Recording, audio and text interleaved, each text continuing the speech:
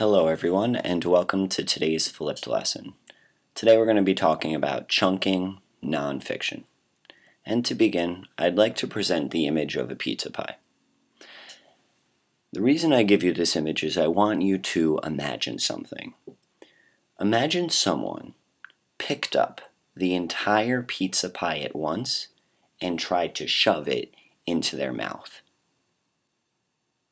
Yeah, that probably wouldn't be the most effective way to eat a pizza. First off, they probably wouldn't even get much pizza in their mouth because most of it would end up on their face, and they might even get burned. Plus, people might start laughing at them because they're eating their pizza so weird. Well, most people don't just shove pizza into their face because it's not really effective. What they do instead is they eat their pizza slice by slice, like this.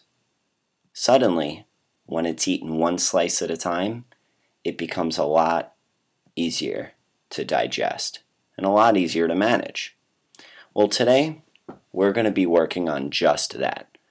No, we're not going to be eating pizza. What we are going to be working on is breaking our nonfiction reading into smaller pieces so that it's a little bit easier to understand. So if you could right now write down the following mini lesson in your reader's notebook. Strong readers chunk their nonfiction reading into smaller pieces to make it easier to understand. Now, in order to chunk our nonfiction articles, no, we're not going to use a pizza cutter, but we do have a few steps that we're going to follow. Here are the steps to chunking a nonfiction article.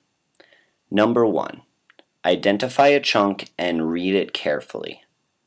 Number 2, locate the key details in the chunk. And finally, number 3, we're going to combine those details and decide what the chunk is mostly about. So, without further ado, let's get started. Now, looking at this article, it seems a bit overwhelming. There's a lot of writing there, and at first glance, you might think it's a little bit hard to understand. But don't forget what we talked about in the mini lesson. Today, we are going to be chunking. So let's try this out and see if it works. Now, step 1 was to identify a chunk and read it carefully. So, for me, it's pretty easy to find a chunk here because it's separated by clear paragraph breaks. So my first chunk will be right here. I'm just going to zoom in on it a little bit so that we could see it more clearly. Next, I am supposed to read it carefully, so I'm going to do that right now. Recently, some school boards recommended that all public schools should enforce a dress code. They declared that students in elementary, middle, and high school must wear uniforms every day.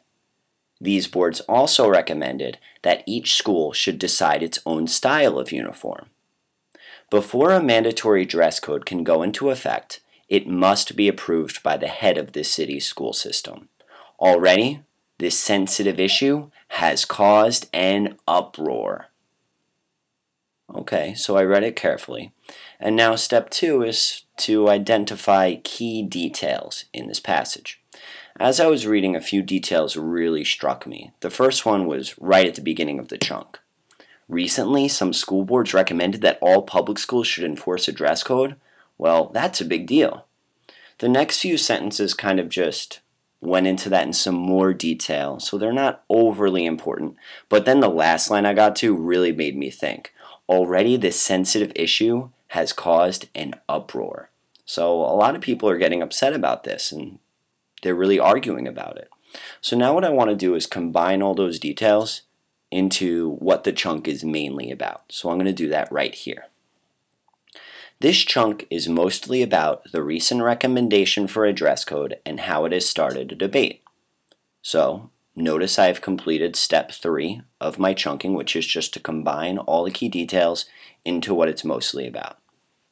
So by following the 3 steps, I have now successfully chunked the first piece of this article. So far, so good. Now, just so you can see this done one more time, I'm also going to do the second chunk. except this time the steps should be a little bit easier. So step 1, locate a chunk. Got it. Next, I want to read it very carefully. Once again, I'll zoom in. Many people call for a dress code. On first glance, their reasons appear very logical. They point to the inappropriate clothes that so many kids wear to school today. Bare midriffs and low skirts, vulgar t-shirts, baggy jeans. These clothes supposedly prevent students from focusing on their work. Those in favor of a dress code say school uniforms will allow students to concentrate on their studies instead of on their fashions. Also, if everyone is wearing the same style, individuals won't be teased for wearing less flashy fashions. These people claim that discipline in school will improve thanks to a dress code. Good, so I read it carefully, and now the second step is to find key details.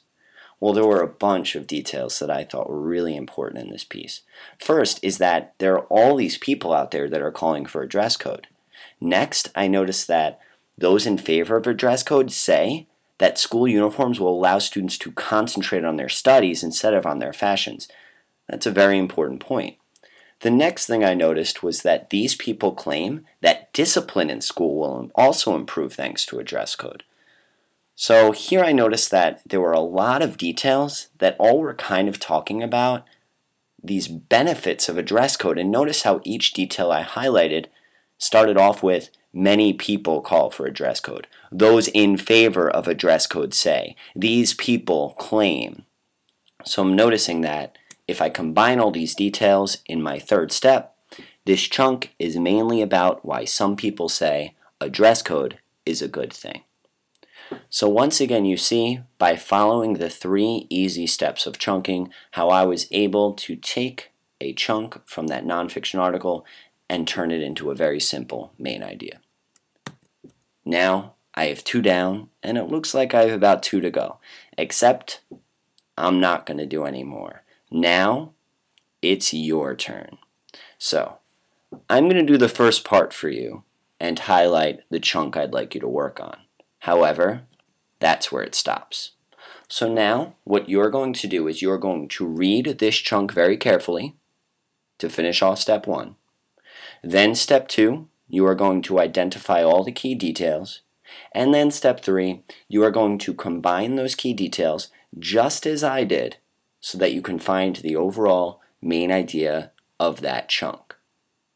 You must bring in that work with you tomorrow to class, because at the beginning of class, I'm going to walk around and check that everybody has it done.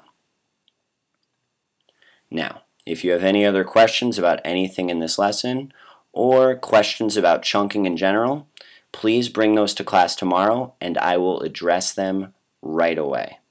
If you have questions about the pizza at the beginning or are feeling a little bit hungry, well, honestly, that's probably something you want to address with your parents, because I'm not exactly the authority on feeding you. That's a little off topic, but the point is that you should get this work done right now and bring it in tomorrow.